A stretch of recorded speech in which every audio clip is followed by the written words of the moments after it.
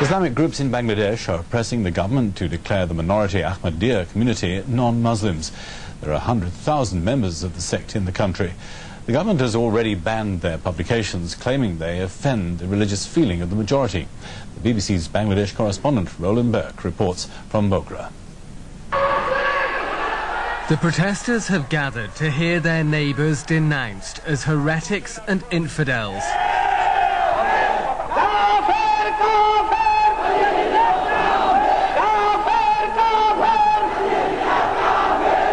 The target of this hatred, the Ahmadiyya community.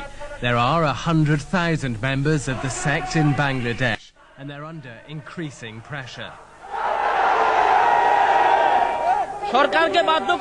We'll force the government to ban them. They're not Muslims, says this protester. We'll continue our jihad against them, adds this man. We'll continue our marches. This is just the latest in a series of rallies. The protesters want the government to formally declare the Ahmadiyyas are not Muslims, and they threaten to lay siege to their mosque. For the Ahmadiyyas in this town, it's a day of real fear.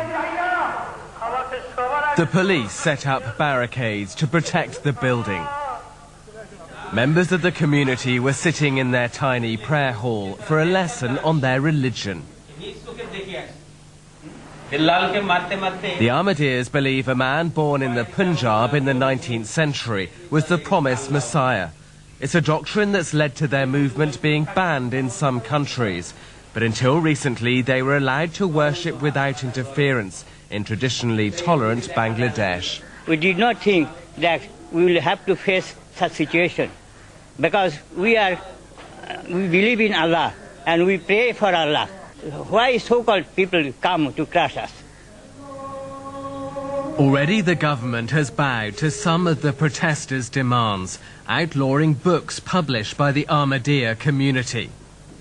Human rights lawyers are challenging the ruling.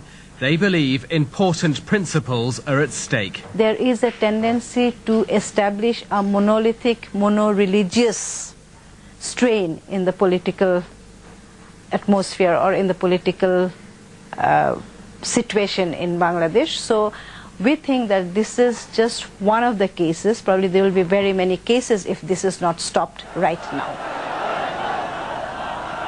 In the end, the protesters were kept away from the Ahmadiyya mosque, but they've given the government until the end of the year to declare them non-Muslims. Otherwise, they say, there'll be blood in the streets. Roland Burke, BBC News, Bogra. This is BBC World.